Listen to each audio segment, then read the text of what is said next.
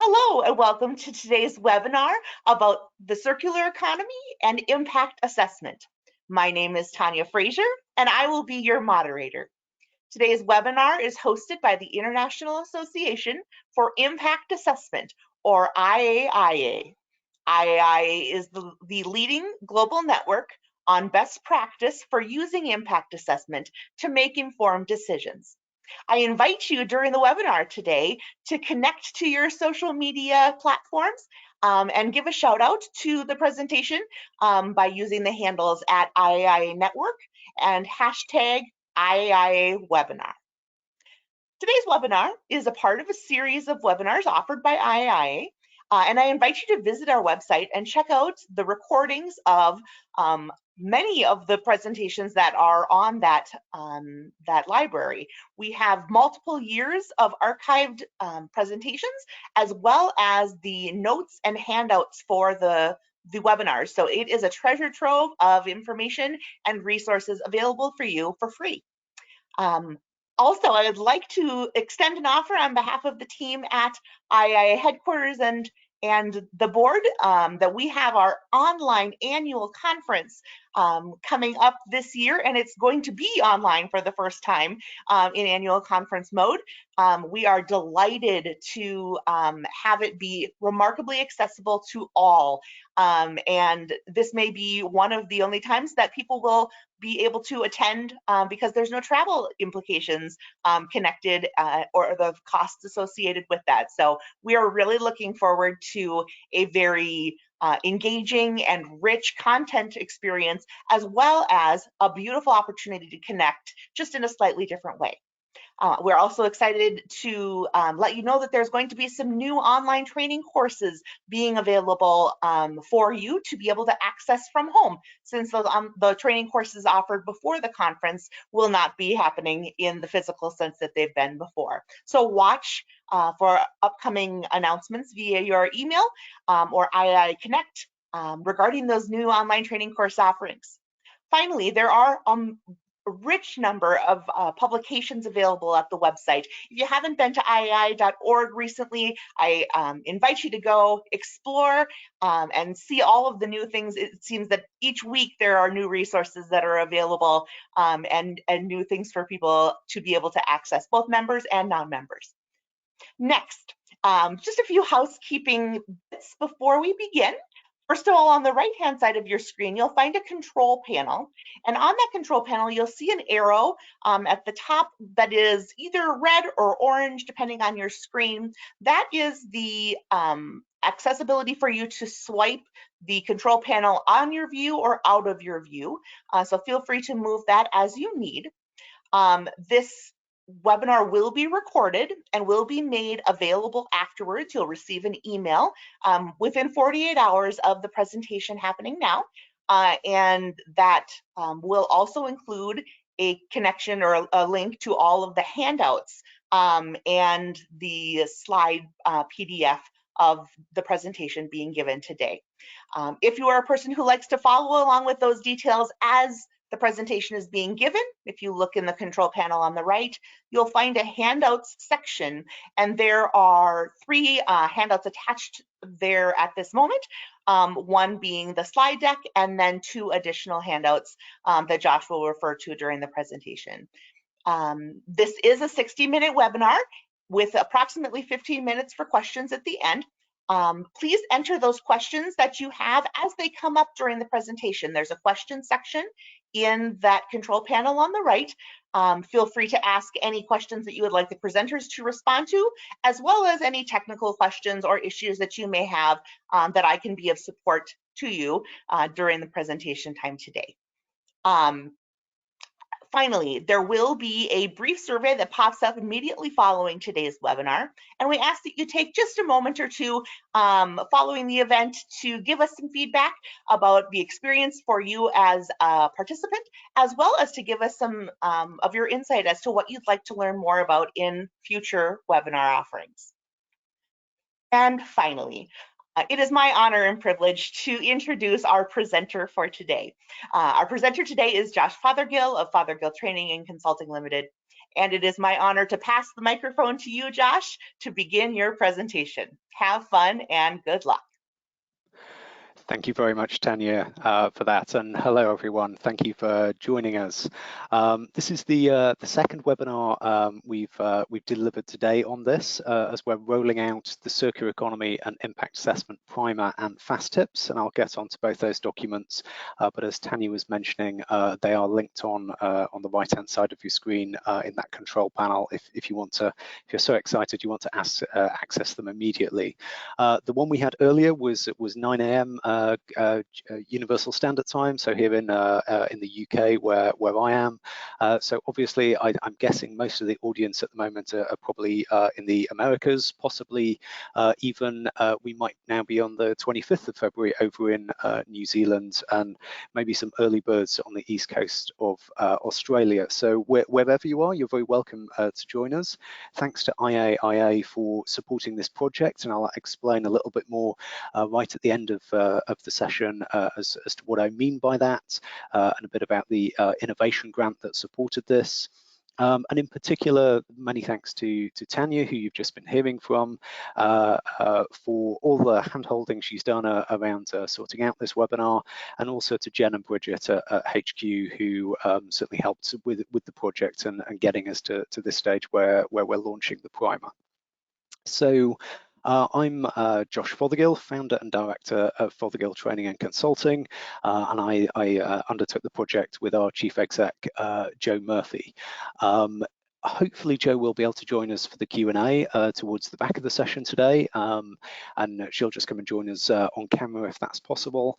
Unfortunately, with all the various restrictions with the pandemic and those kind of issues, it's been a little bit difficult kind of trying to work out how that might all run together.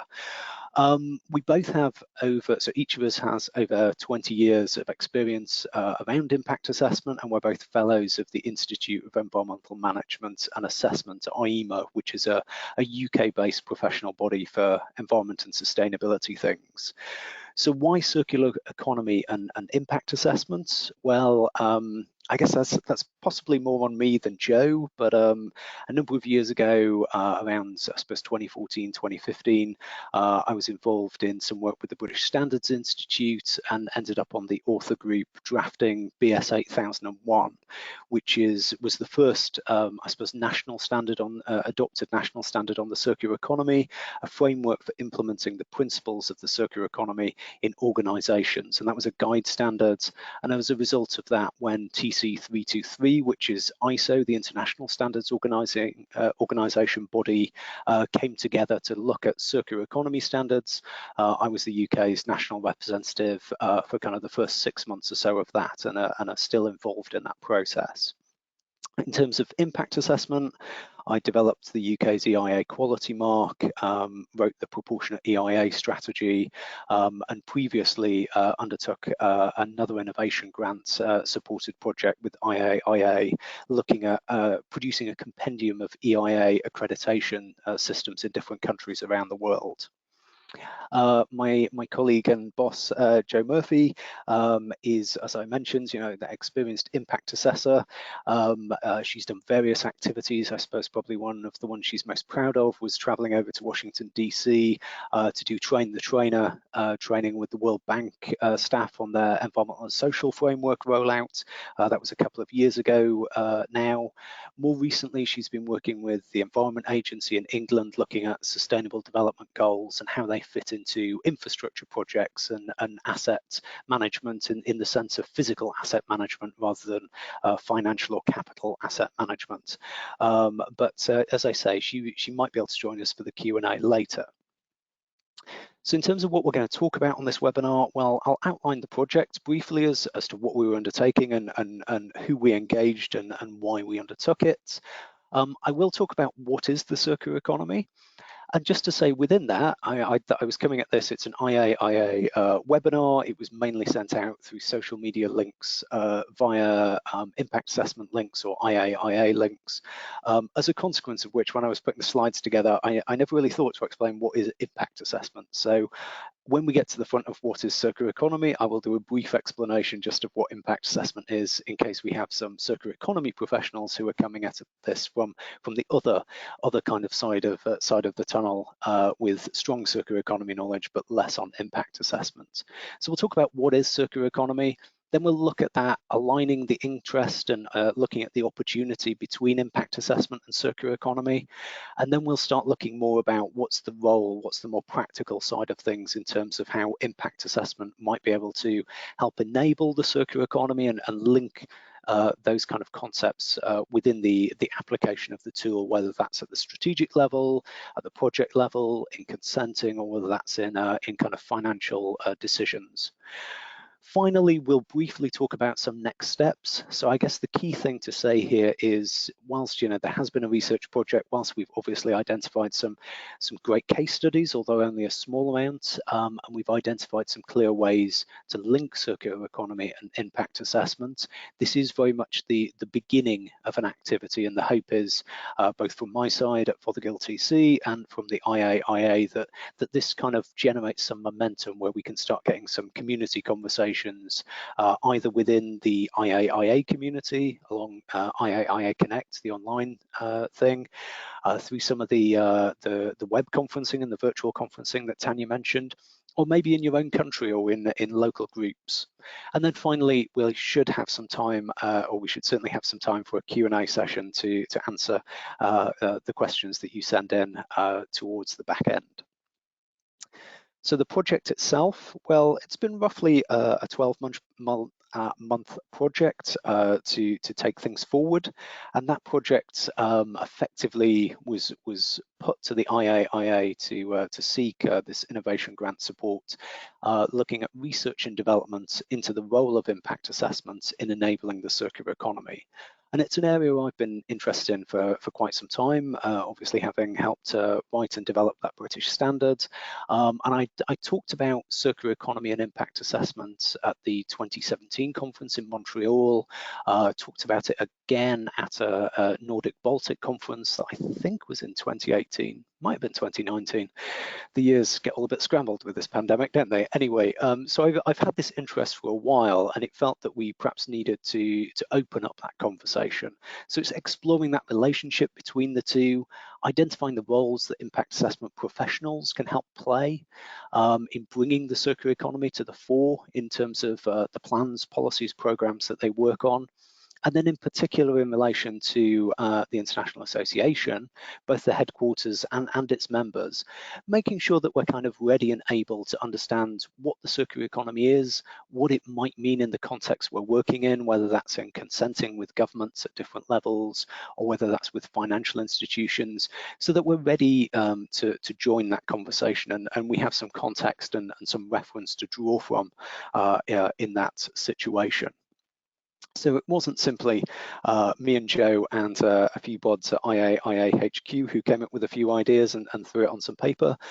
We undertook quite a bit of stakeholder engagement. So we did a desk-based study to begin with, and then we had a number of contributors and interviews, gathered some case studies, and then inevitably with these kind of documents, there were reviewers of both the primer and the fast tips, and particular thanks to the task force there on the fast tips. And there was also over 500 impact assessment professionals from across the globe who completed an online survey and gave some of their perspectives as to their understanding and their thoughts around circular economy from an impact assessment viewpoint. So in terms of those contributors, there were some people I wasn't able to reach. Some of the early work in this area was undertaken out in China. There were a couple of papers in 2006 and 2010, I believe they were, that were produced with one of the authors was consistent between the two. Unfortunately, whilst the chap is still at the same university over in China, I just wasn't able to establish contact, and there were a few others where we just weren't able to make that interview work. But Dariusz Przezik, we did speak to. He's a former head of environment and sustainability at the EBRD, and now working with the government over in Georgia on their circular economy strategy.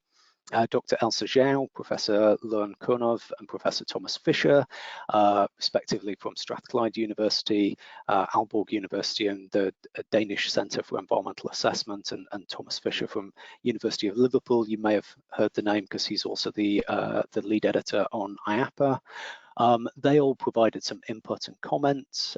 Elsa had produced a paper on the circular economy and impact assessment for the Durban conference in 2018, and Thomas and Learn had both discussed the subject in various publications and situations. And then we had a number of other case study contributors as well, who I may get a chance to mention as we progress. So the outputs of the project and you know, kind of what are we launching today? Well, the links are there if you want to borrow those to find them, but you can get them from the right-hand side of the page. So we're launching the primer, and it is very much a primer. It was originally intended to be a briefing note, but as it grew beyond kind of 20 pages, it became obvious it wasn't that brief anymore. And it was really designed, and it is really designed to kind of prime the pump, set out some key understanding, set out some initial direction, and identify, you know, kind of what needs to happen next for impact assessment to really kind of embrace the circular economy if it chooses to, and how to kind of use impact assessment to advance things.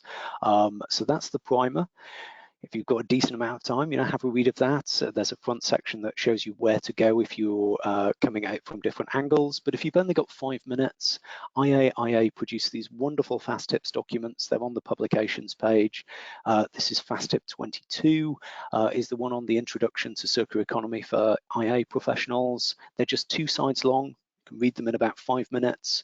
They set out 5 key things to know, 5 key things to do on the back page, a couple of short micro case studies, and some key information. So, you know, if you need to brief the boss or you want to talk to a client about it, and you know, you just got 10 minutes to kind of swat up on it, the fast tip is certainly where I'd recommend you to go. You can access both of those, and that's what we're launching today. So what is the circular economy? And equally, what is impact assessment? So I will just briefly explain impact assessment because I don't have a slide on that before we go back to what is the circular economy, and therefore initially consider what the linear economy is, or the economy we function in today. But impact assessment, it's a process. At its simplest form, it's a process of identifying the future consequences of a current or proposed action. And that's the IAIA's kind of basic definition of impact assessment. So it could be at the plan or policy level, a bit more strategic. What are the consequences that might happen if we adopt this plan, so we can have that foreknowledge and inform that decision making? Or in relation to a project, in terms of, you know, are we going to put our money and funding and investment into this project, or are we going to consent it as a government body to allow it to move forward? An impact assessment, in the way we're talking about it today, generally we'd be looking at it from 3 different angles, possibly all at the same time, but the environmental side, environmental impact assessment, the social side, often alongside environment, so environmental and social impact assessment, and also health impact assessment as well. So that's what impact assessment is. It's been established for over 50 years, since its first legislative adoption in 1969 through over in the US in the National Environmental Protection Act. And, you know, it is well established in virtually every country's legislation. So a well-established tool that's used to think about environment, social and health issues prior to consenting projects, prior to adopting plans. What is the circular economy? So firstly, the linear economy. Well, the linear economy is what is the predominant approach to kind of, I suppose, wealth creation or the economy that we have in the globe, in the world at the moment. And this is a diagram I borrowed from a 2012 IEMA publication that I wrote, looking at thinking of moving from waste management to resource management. And this really highlights the linear economy of it's we take from nature, be that, you know, kind of the biological side or minerals through extraction, through various processes, we make something out of it. That then gets sold, maybe to a business, maybe to an end consumer. It gets used, and then it's discarded. and that discarding is often in terms of landfill, or it might be in terms of burning, and that might be formal or informal burning. So formal burning will be more like an energy from waste plant or an incinerator type project. Informal burning would just be burning wherever it happened to be discarded or where large piles came up. But even when we're looking at a well-run, high-spec energy from waste plants, the material that nature has taken so long to produce and has been carefully crafted and had all this energy and effort put into it is ultimately destroyed for a small amount of potential electrical energy and maybe a small amount of heat energy as well. So ideally, we would try and bring that back into the process. The Circularity Gap report produced by Circle Economy in 2018, contributed to by the World Business Council for Sustainable Development and members of UNEP. That found that the global economy, certainly back in 2018, it won't have changed drastically since then, was 91% linear. So only 9% of the economy was a circular economy. A circular economy being something that tries to reduce the amount we take out of nature and tries to avoid the need to discard things. And we'll come on to that on a diagram in a couple of slides' time. So the circular economy, if we try and explain it in words, well, we can take the top one as a kind of definition, which is kind of borrowed or adapted from the Ellen MacArthur Foundation. That's a kind of respected foundation focused on the circular economy.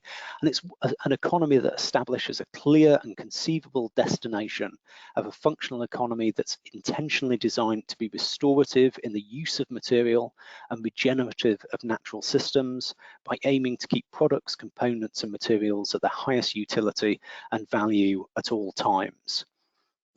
That's got quite a lot of jargony professional words from the circular economy side of things. And that is one thing you will notice is if you're an impact assessor, you start engaging with the circular economy, there will be quite a lot of different terminology. There may be quite a lot of terms that we don't professionally use on a regular basis, as will be the same case for circular economy people coming and playing with the impact assessors. So don't be put off, but to try and simplify it a bit, it can be seen as a new way to design, make and use things within environmental and social limits defined by sustainable development that breaks away from that take, make, use and waste approach that has global and local damaging consequences, the kind of unintended consequences of taking materials out of the environment, the making use and the wasting of those. So some things it isn't, but people perhaps often think it is. It's not focused on waste management. Some people end up bumping into the circular economy because a waste management organization or business is talking about it, but it isn't focused on waste management.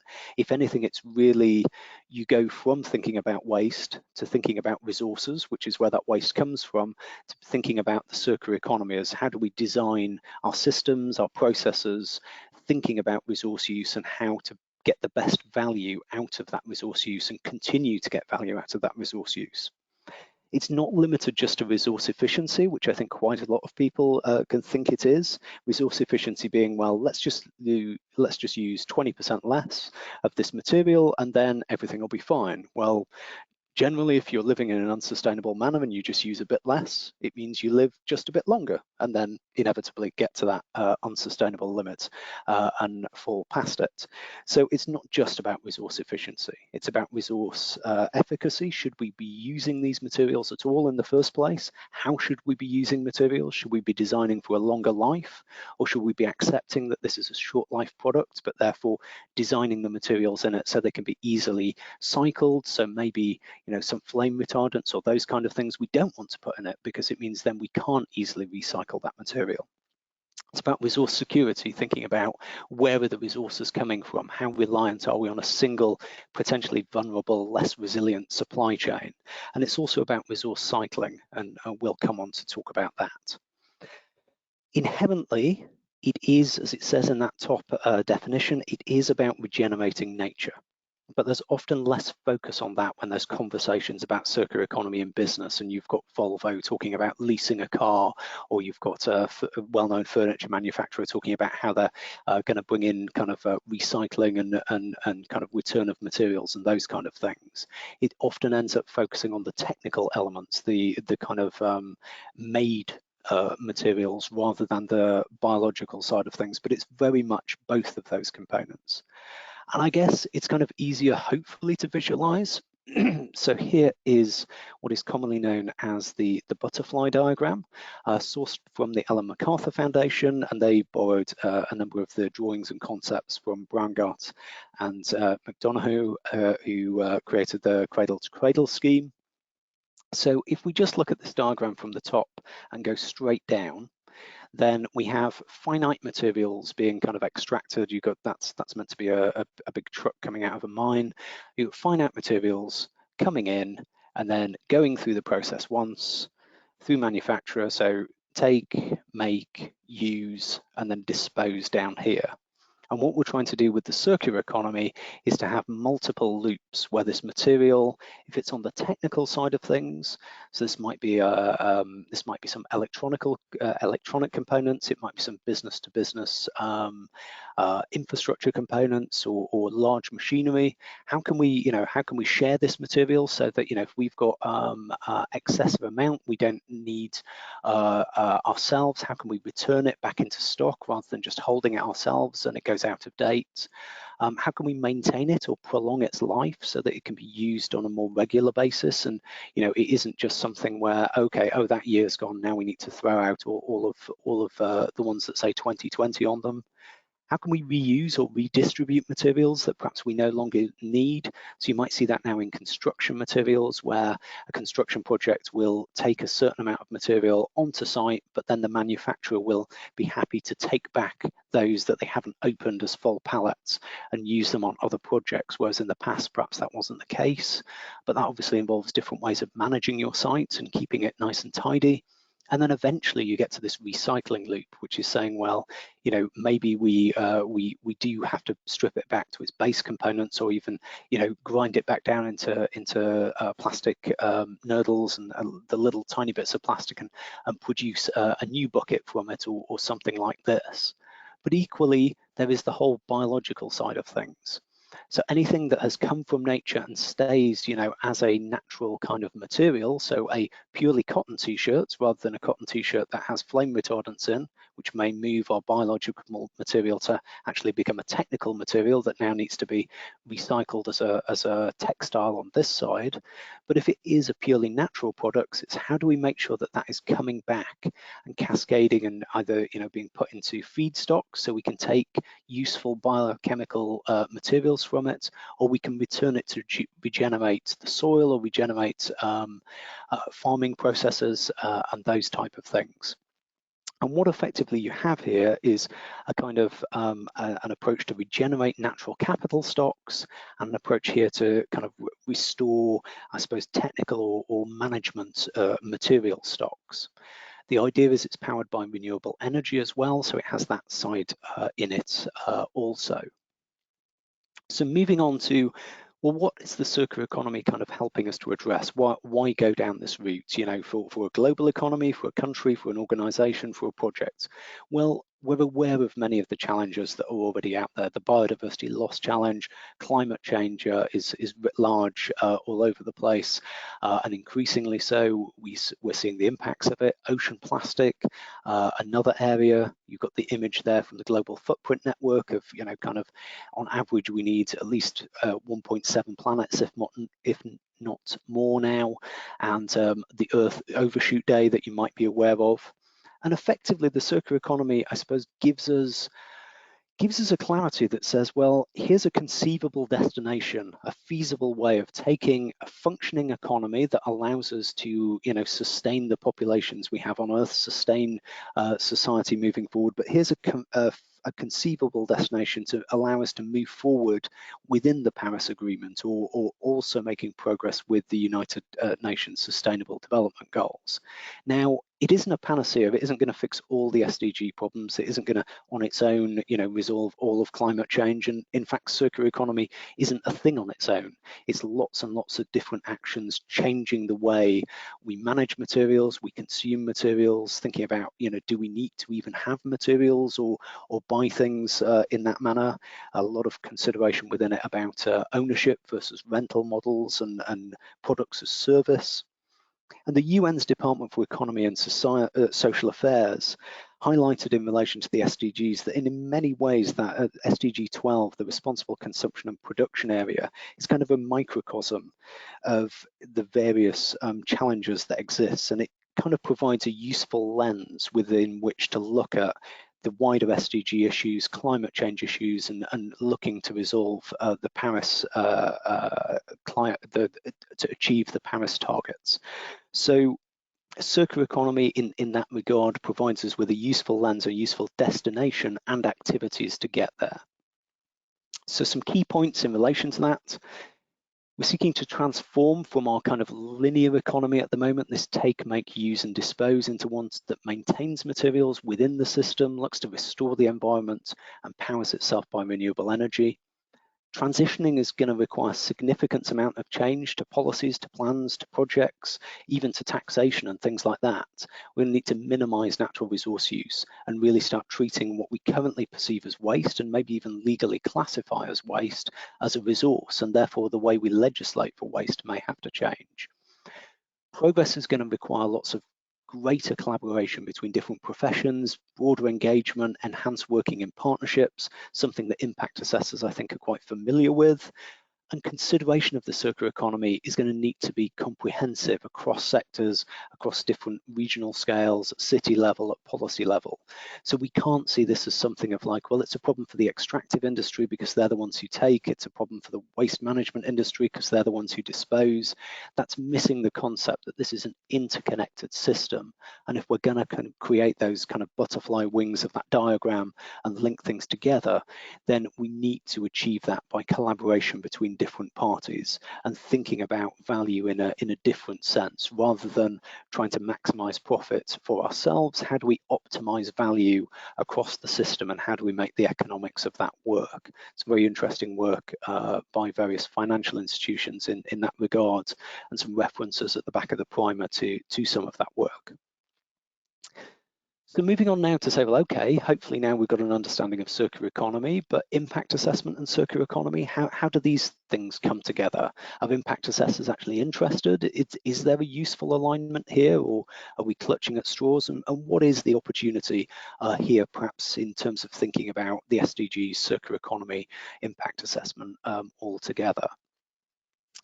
In terms of that interest, the research, as I said, we reached over 500 people with the online survey, and over 80%, and the majority of those being impact assessors, I should say, and over 80% of them had heard of the circular economy, which is positive, perhaps unsurprising. If there's an invite to a circular economy survey for impact assessors, maybe it's a little self-selecting, but it was positive to see that 4/5 were aware of the circular economy. And of those, around half, so around 40% of the respondents indicating that they associated circular economy with the terms you see there. So sustainability, resource, recycling, reuse, and waste, which is absolutely fine. It's all of those concepts are certainly sitting within the circular economy as just described. Also, I was a little bit aware, this is a survey coming out from IAIA, which is headquartered in North America. I'm sat here in the UK. Are we just going to see a limited response, from that? But actually, we received responses from over 83 countries, and over 2/3 of those who responded had indicated that they'd had conversations about the circular economy with those they worked with. Perhaps unsurprisingly, the most common people they'd have had conversations about the circular economy with was fellow impact assessors. Around 1 in 5 had had a conversation with a peer in impact assessment about the circular economy. But interestingly, 10% had, so that's around, still around 50 people, had conversations with people in government about circular economy and impact assessment and how they might link. Another 10% with people in business or industry, and from a broad range of industries. So it's really interesting. There's clearly, perhaps 10 years ago, 5 years ago, maybe even still, circular economy was certainly being discussed as a term, but there was a lot of conversation in academia and perhaps less action. I think what we're really seeing now in the last couple of years is a huge amount more action. You know, you can look in Chile and there's circular economy activity. Brazil is very active in ISO group, developing circular economy standards. You know, US and Canada are certainly showing interest as well. But half of the responses came from just 10 nations across 4 continents. So those are the 10 nations that we had: Australia, Canada, Kenya, India, Nigeria, bottom line, South Africa, Spain, Uganda, the UK, and the US. So really positive there to see 4 different continents represented in the major responders, and you know, 4 of those coming from Africa as well. And I think there is an increased recognition that, you know, taking a circular economy slants and thinking about how material and resources used in line with approaches to development is something that really highlights opportunity to get multiple benefits. So we saw a lot of interest, a lot of recognition of impact assessments. But it wasn't all positive. Some of the desk-based work that we did, I think, showed that as a community, whilst we might be talking about it on an individual basis reasonably frequently and being interested in it, we've really lacked consideration of it. So we did a number of different ways of trying to assess this. We looked at journal articles, we looked at various different things. But one thing we did was look at the papers, the abstracts, the sessions that were proposed, the papers and the posters from the IAIA's conferences from 2015 to 2019. So that's around 1,750 abstracts from those 5 conferences, and around 4,000 people would have attended across those 5 conferences. We found only 3 of them made specific reference to the circular economy. And in fact, only 30 of them discuss waste, and many of those, it was perhaps a case study of a wastewater treatment plant and its SEA, a case example of the strategic environmental assessment of a waste management strategy for a certain region, or that kind of thing. So not particularly focused on this systems thinking of circular economy, and very little consideration of wider terms that, you know, might be used as a proxy for the circular economy: resource management, industrial symbiosis, or the other areas you see there. We did also look at the 2020 proposals for the Seville conference, which unfortunately was cancelled due to the pandemic, and we saw a very similar situation. There was around 6 papers, which is around the average across those 5 years on waste, and very little else was being covered. So while a growing consideration, perhaps a lack of conversation and professional conversation about how we engage with this. Then we went on to look to say, well, okay, is there an alignment? Is there a natural alignment? Or maybe there isn't a natural alignment between circular economy and impact assessment. Maybe that's one of the challenges. So one of the ways we thought to look at this was, well, let's take some circular economy principles and see how well they link up to the way impact assessment functions, or in particular, the kind of, as it turned out, the professional skills of impact assessors. Now, a big caveat to put in here is, if you go to Google and type in circular economy principles, you will get a whole load of circular economy principles from loads of different sources, loads of different ideas. The same if you put in and seek a definition of the circular economy. It isn't a space that has been fully standardized yet. As I mentioned, you know, ISO has only in the last couple of years brought a technical committee together to start producing standards in this area, and none of them are even at draft state yet.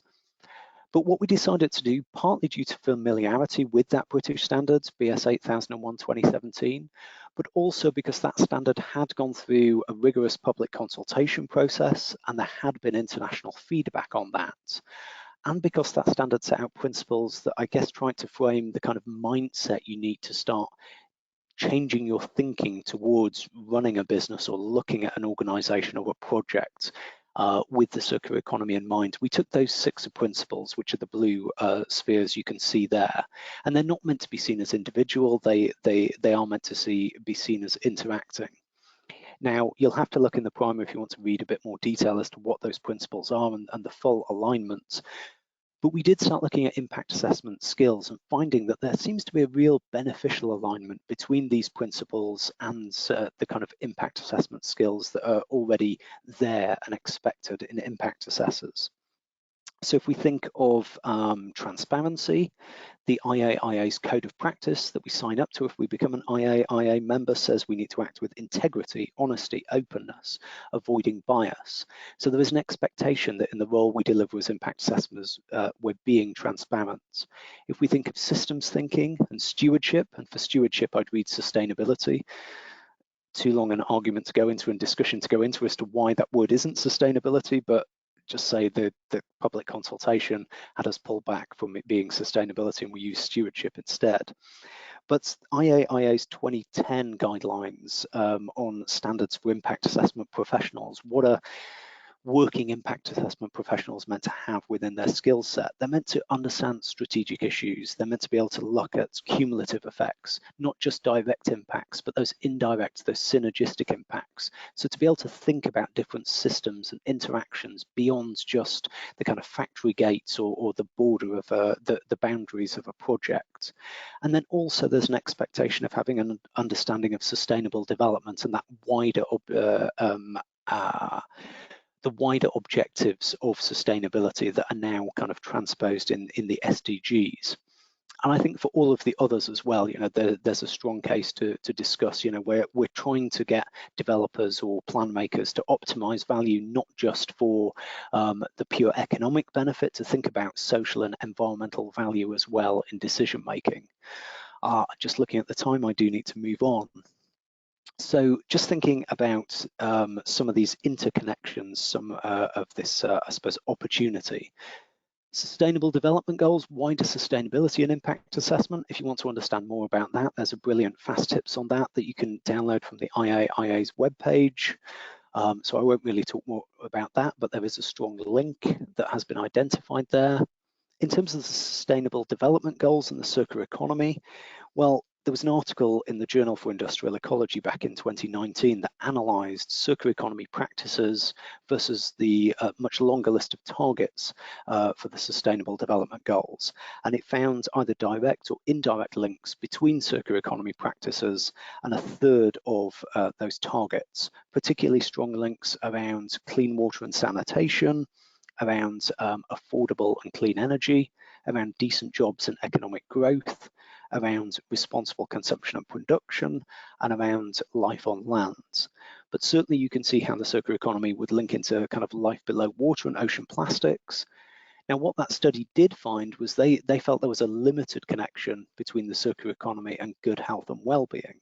But it was interesting because at the same time, the World Health Organization produced two reports, 2018 and 2019, that specifically looked at health consequences of moving to a circular economy and using health impact assessment to try and think about the benefits and risks of those issues. So clearly quite a lot of connection there. And then trying to bring the three together and where that might best fit. I think one possible area is the Espoo Convention. So it celebrated 30 years back in December, and this is the Convention on EIA in a transboundary context. So we're already thinking about that interconnectivity, those wider chains of where impacts occurring beyond borders, beyond boundaries. And the Espoo Convention in 2017 in its Minsk Declaration highlighted how Sustainable Development Goals have a strong link to the Espoo Convention and the Prague Protocol as well, which brings in the strategic environmental assessment within that framework as well. So perhaps the next step for a conversation on this is within the Espoo Convention and saying, well, what about circular economy and impact assessment and this link to SDGs? How might we see this moving forward and this transboundary context helping us to think about that?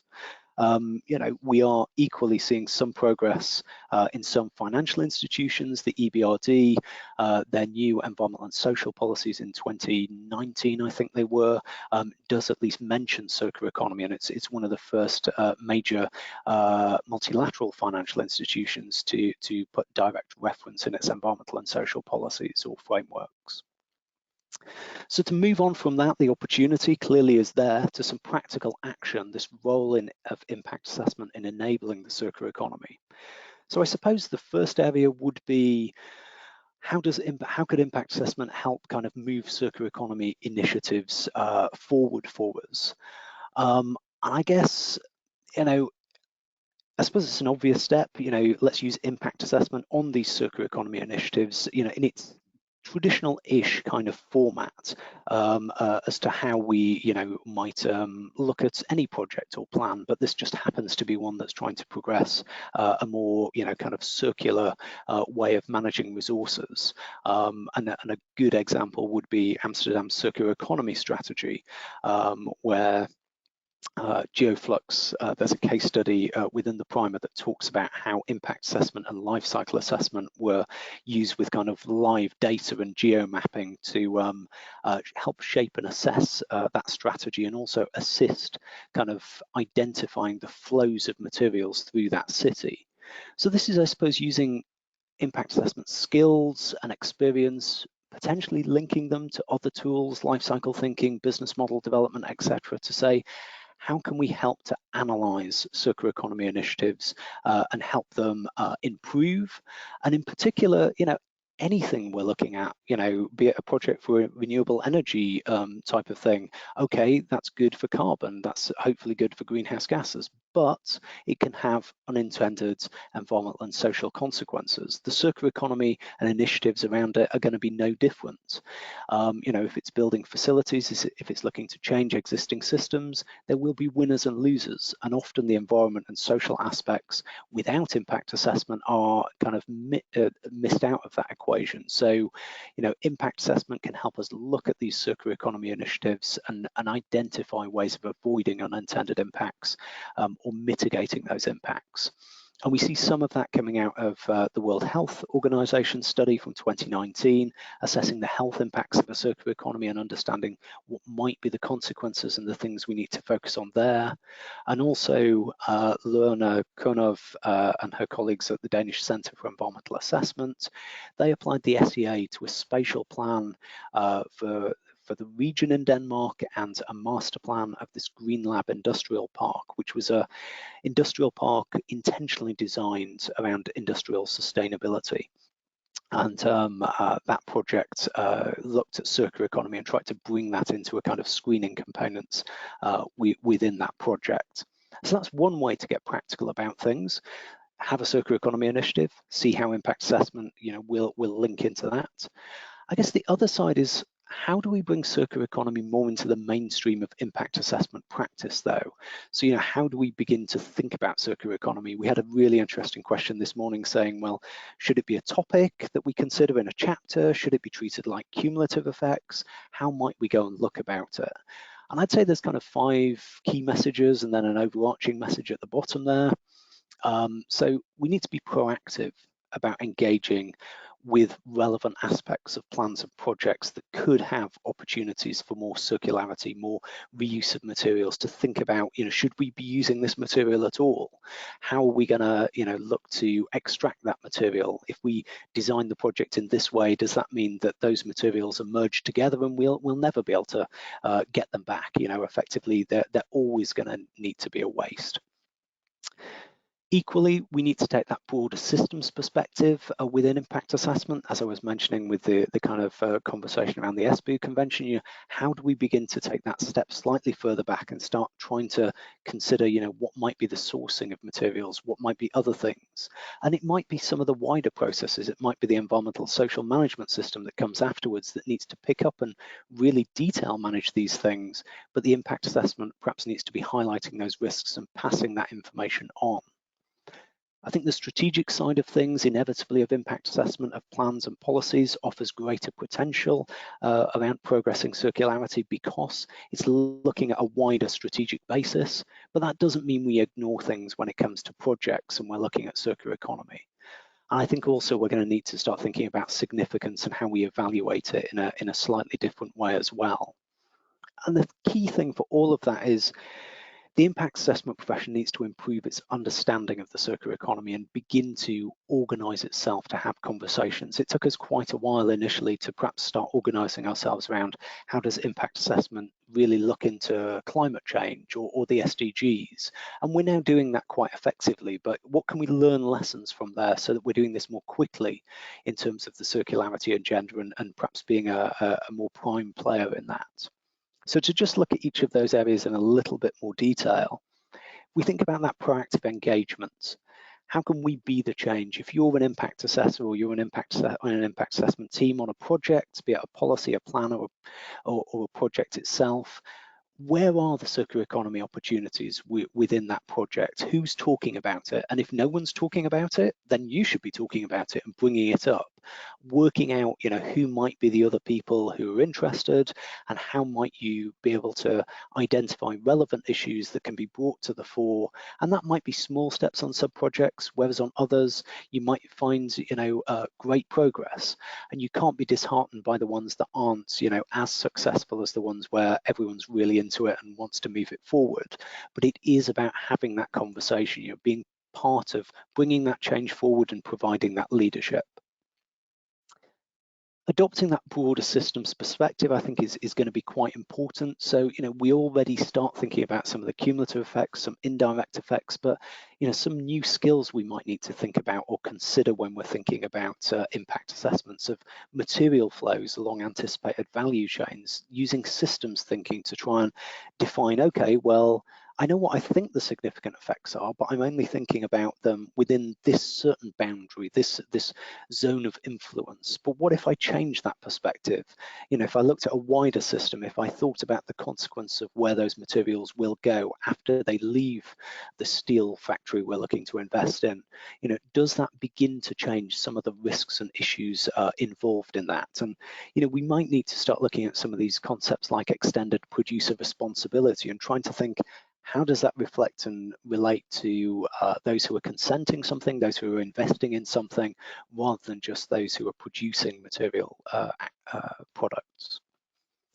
The strategic side, I guess, is fairly obvious. If you're involved in plan making or if you're involved in policy making, you've got more opportunity to influence a wider range of activities, a wider spatial area often, and therefore the strategic impact assessment tools, SEA, sustainability appraisal, they're likely to give you more opportunity to have some of these circularity conversations and look for things. But that's not to say at the project level we should be ignoring circular economy. We need to work out where we might bring it in, and that might involve us justifying why it's relevant to the project and what aspects of the project it's relevant to. And that therefore might be a case of kind of bringing it in through some of those existing topics that are within impact assessment and commonly considered already, some of the materials issues, natural resources, waste, etc. So, there might be a case of needing to sell this. Every impact assessment has a budget, and we need to be aware of that. And, we need to make sure it's relevant where we're bringing it forward. And then finally, when we're thinking about significance, we obviously identify the impacts, we describe them to understand their consequences, their effects, and then we make an evaluation as impact assessors as to whether we feel that's significant or not. And to an extent, that's a professional judgment. We're trying to kind of judge a tipping point. And maybe at this stage around circular economy and circularity, as we really don't have clarity as to quite what metrics to use, even within kind of product production, and we don't necessarily know all the details. It can vary depending on whether you're going for something to be a long life material versus something that's perhaps a relatively short investment or life cycle, might change the way you need to look at things. So I guess we might need to look at significance more here in terms of, does it enable opportunities for sustainability? Does it disable and stop things and actually lock us into, constant this take, make, use and dispose type approach? So those are things to be aware of. Finally, as I realise I've talked for quite a while, and I do need to give you some opportunity for questions, just talking about some of the next steps. A huge amount of potential opportunity for next steps coming out of the primer, and they're covered at the back end. This opportunity to build more knowledge in impact assessment community around circular economy and share it, particularly sharing of case studies. So if you do have any case studies that are springing to mind, or you have some specific impact assessments, please do share them with myself or with the IAIA. We may look to do a webinar just of case studies later in the year. We need to engage with circular economy initiatives and those working on the agenda, develop what our role is as a profession, and potentially enhance the future of impact assessment practice by adopting some of these circular economy concepts, the systems thinking ideas, some of these ideas about extended producer responsibility and how it might relate in impact assessment thinking. And then explore and build the tools that are going to enable impact assessment to deliver on its potential and deliver the role moving forward. And a lot of that might be linking to data and analytics as well, which is an interesting growing area in impact assessment around digitization as well. But I think impact assessment, really professionals need to be discussing the circular economy, equally SDGs, climate change, these wider, bigger issues more, and coordinating our next steps. West and Fisher are doing a great job around climate change in the IAIA section on that. Why not a section on circular economy or some of these wider areas? And there's clearly lessons to be learned from the pandemic. This has altered people's approach and perspectives around the globe, and there might just be this opportunity to break away from some of those negative impacts in our old habits, and perhaps it gives an opportunity to make some changes on the projects that we've got coming up. In terms of next steps post this webinar, making use of the primer and the fast tips, please do read them, distribute them, use social media to say, hey, I've just heard about this might be great. Get them out into your networks, spread that word, talk to them in your project teams, look at the key messages, apply them, come back to us, say they don't work, say that things need changing. It's a primer because it's trying to set some context for conversation. And please do share and discuss those examples when you have them, and particularly the challenges you face, because I think that's often where we see most of the learning is what challenges arose, how did you overcome them, or what are the things that stopped you overcoming them. Then we can understand for next time and be prepared as an impact assessment community to take this forward.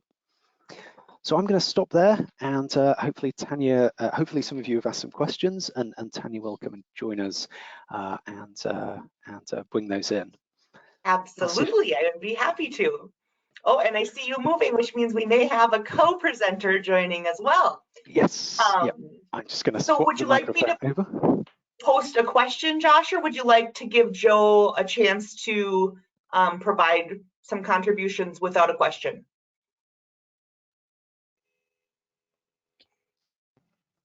Oh. Hello, there we are. Sorry, I was just swapping over from the headset to a microphone. Yay, so ladies and gentlemen, Miss Joe Murphy. Good evening, good morning, good afternoon. Cool, yeah, let's crack on with the questions. Yes, Joe's been just listening in from the side for a little bit. Good deal. So first question, could urban metabolism concept sum to this attempt to integrate circular economy with impact assessment? That's a really good question. I'm not familiar with the urban metabolism concept, but if it's what it sounds like, then I would have thought yes, that would be a good potential link between the two. I would need to probably know more about urban metabolism concept. Have you not something I'm afraid we're hugely aware of, so apologies on that. But yes, if urban metabolism is trying to look at I suppose metabolism in the sense of an organism of kind of what needs to consume, where does it need to go, how's it best used, then absolutely that would link in. And the case study and the work that Amsterdam is doing on its circular economy strategy, if that is the case, would be useful to probably look at in that regard.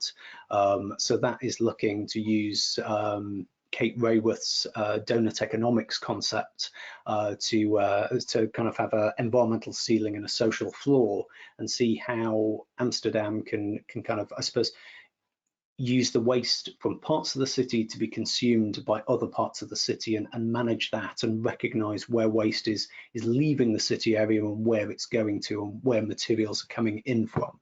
So if that's what urban metabolism concept means, then very much so. If it means something very different, then yeah. Wonderful. You can't be an expert in everything all of the time. Wonderful. Here's another question. Have you come across any specific requirements to address circular economy in any guidelines to ESIA type studies in any of the countries? Any IFI standards or requirements? Do you want to mention the EBRD and then maybe? Okay. I mean, in terms of IFI requirements, mention of circular economy is quite limited at the moment. The European Bank for Reconstruction and Development certainly has mentioned circular economy briefly within its new environmental and social policies that I believe came in 2019. Unsurprising, because they do need to link to European legislation, and the European Commission and Union has been talking about a roadmap to circular economy and legislating around circular economy for a little while now. So I would expect the European Investment Bank to certainly have reference and activity to it. A large amount of the multilateral financial institutions, and in fact the private financial institutions as well that would sit under the Equator Principles, are certainly thinking about the circular economy and financing for the circular economy, and there's references at the back of the primer to that. But linking across into the ESIA process is something that's perhaps a little bit more limited. I guess it then depends where you put the boundaries and terminology, because EBRD is doing a huge amount of work on green economy, World Bank, IFC doing lots of work in lots of different areas, that you would see absolutely elements of the circular economy, but then perhaps not using that terminology and thinking in that regard. So, you know, there are overlaps, as I mentioned.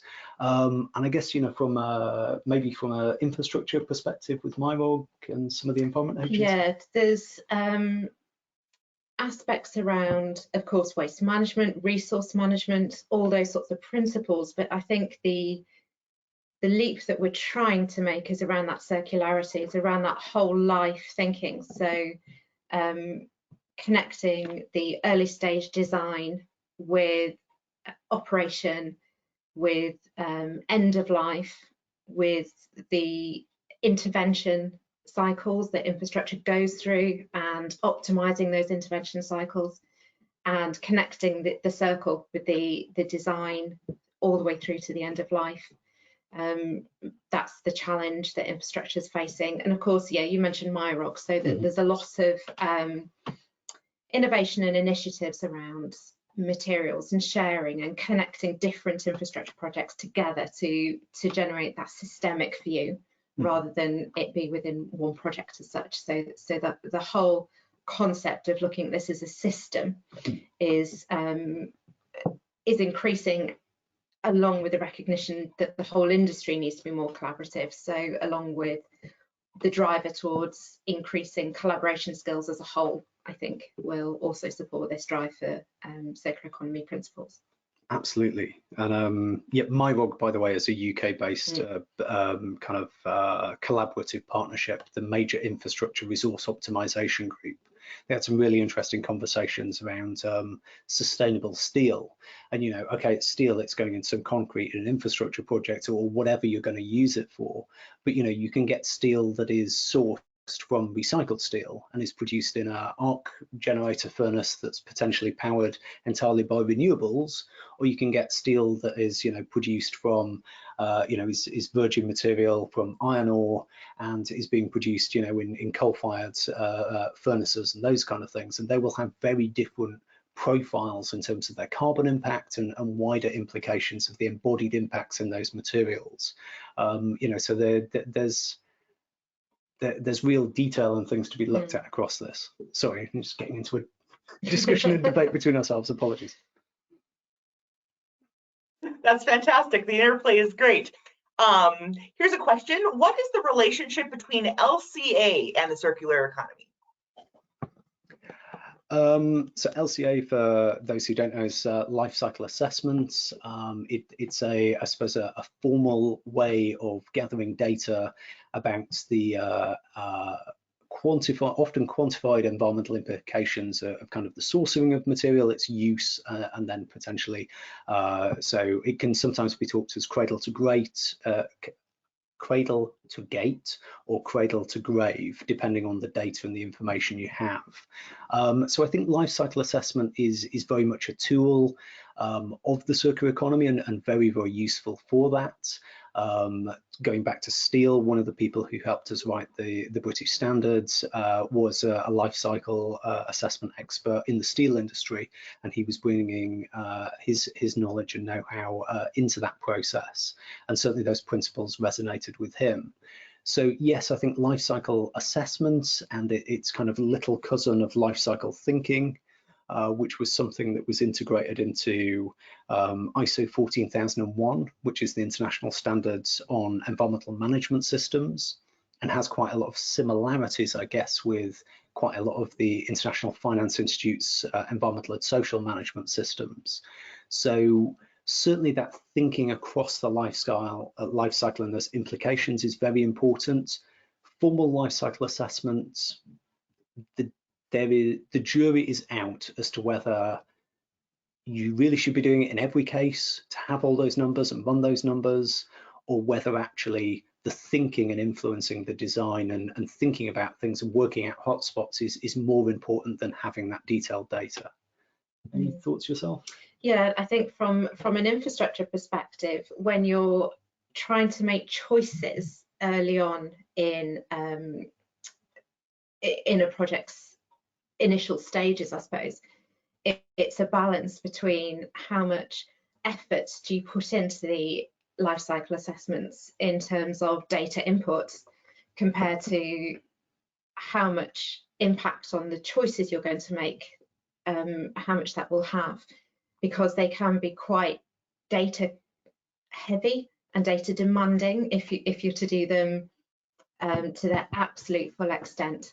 And I think the other point is to question the concept of life cycle, because for example, in the flood risk management sector, well, for all infrastructure, we know that what we have now is going to be here over the next 100 years or whatever. But as part of looking after our resources, I suppose what we're trying to do is stretch life cycles and stretch our assumptions of what that life of an asset is. So, for example, in flood risk management, we look at our intervention strategies and use an adaptive management approach. So you can sweat that asset, you can extend that life cycle. So as our understanding and as the information comes in on life cycle assessments and we become more aware of the data and the information, our underlying assumptions change over time. So what we may think of when we first set out making our choices may change over time. So I think we have to bear that in mind as well when we're looking at the LCA data. I think that was something that I guess kind of applies to both, is that, you know, when I was mentioning that, how do we evaluate significance? You know, it may be for that adaptive nature that we need to think initially more about enabling and disabling kind of opportunities and risks, rather than necessarily trying to go in for a hard and fast, is it a significant effect or not? I think we should probably call that one there, otherwise we'll talk and talk. It actually provides a really great segue into this next question, and it's kind of a hefty one, so maybe we'll use this as the last one, and then each of you can give your closing comments and remarks. So in where the last question was talking about that life cycle spectrum, this question is talking about history to present day learning. So if or how, if at all, were you influenced by the great reuse, repair, recycle behaviors of the Brits and the Americans during the Depression and World War II?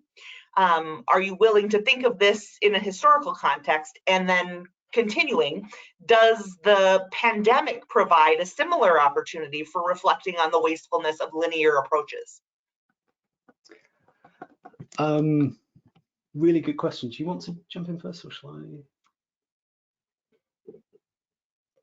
You go first. There's so many approaches to answering this question. It takes a little bit of thinking. It is. It's a big one. So many answers to this one.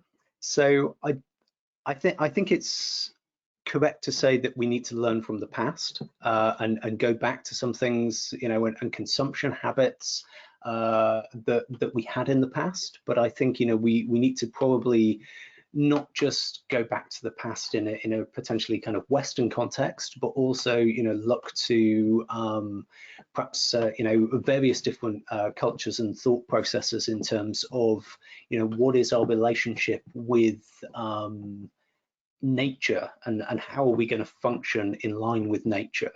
And yes, absolutely, you know, circular economy is not something that is claiming to be, well, some people will claim it is radical and new, but I would say it really, you know, does draw out of a long history of different thought processes and activities. You know, certainly perhaps the way it's combined is somewhat new and its scale of thought. But yes, I'd agree it draws from that history, but also, you know, there are concepts that might come out of indigenous people and cultures that, you know, we need to look at, and in some contexts it will be incredibly important to use those and move those forwards.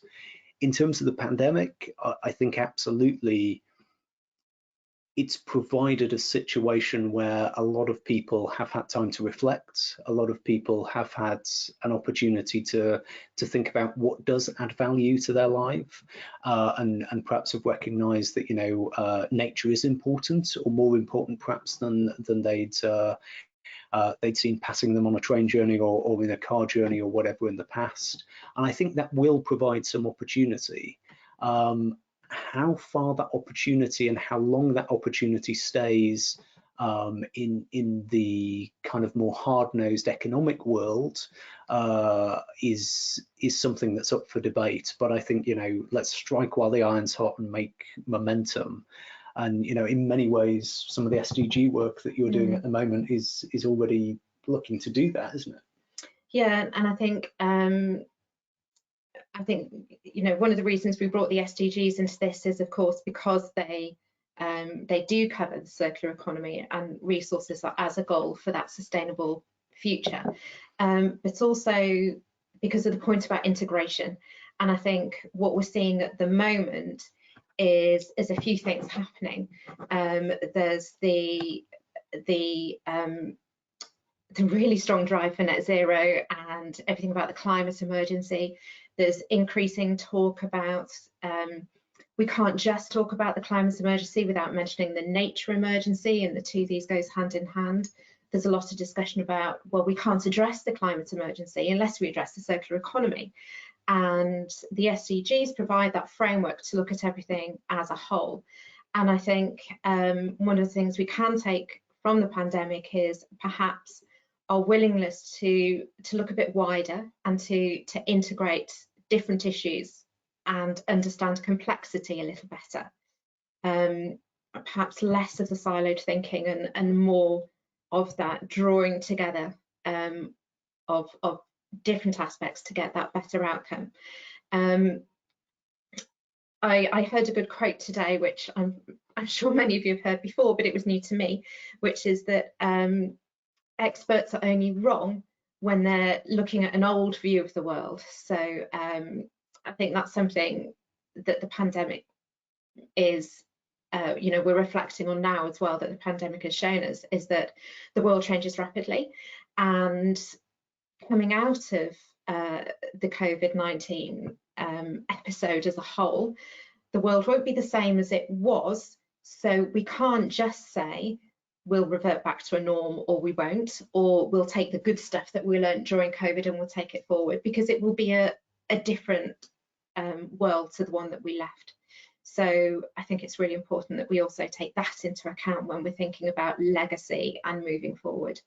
And the final point, and just on a positive one, I think, and this has been repeated through many different COVID discussions, is that it did prove to society that we can take swift action about important matters, and we can work together to address those.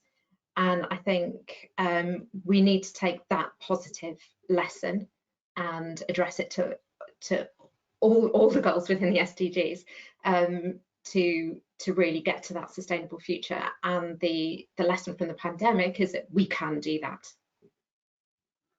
Thank you. Wonderful. Well, go ahead and do closing comments, remarks, and slides, and then I will close it from there. Okay, thank you. So we just put a couple of slides together, I guess, to just go back to this innovation grant that I mentioned at the start. So Fothergill Training and Consulting has been very fortunate to have two previous innovation grants, the one that led to the Circular Economy Primer, and also one that produce this compendium of different professional recognition schemes or national recognition schemes for EIA professionals around the world. And it's a competitive funding process that the board of IAIA runs each year. There's a small number taken forward of grants made between $2,000 and $5,000. So, you know, it's not going to fund your whole project necessarily, but it's going to give you a basis to look at something over a 12-month period and deliver on that. And you do need to kind of bring some kind of in-kind support, but, you know, be aware that there is this activity there. And then just to mention our one that we're doing this year, we're looking and researching the state of digital impact assessment practice. So how are digital approaches and technology being used in your area of impact assessment? Do you have any case studies to share, particularly if they're outside Europe? I'm not anti-Europe, despite being in the UK. It's just that being based in Europe, we've already gathered really quite a lot of good examples from within Europe, and we really want this as an IAIA document to highlight other areas as well. Although we had a great conversation with some Nigerian impact assessors the other week, advancing digital impact assessments. But if you have anything in that area and you want to share it, please do contact us. Equally, if you've got circular economy and impact assessment examples, again, please do get in touch with us, and we'd be happy to hear about those. The State of Digital Impact Assessments we expect to be launching sometime in the autumn this year. So if you're interested in that towards the back end of this year, hopefully you'll be able to join us again for another webinar. And I think that's all from us. Thank you very much for your time today. Wonderful, and thanks to the two of you very much for your depth of knowledge, your flexibility in the way that you were able to dance together in answering those questions. We covered a lot of ground today between the presentation and that broad spectrum of questions. So great work and congratulations. To our viewers, thank you so very much for participating today, for giving of your time, for investing in your personal and professional development. It is not taken for granted, the fact that you have chosen to be here and a part of this event. A few parting housekeeping comments.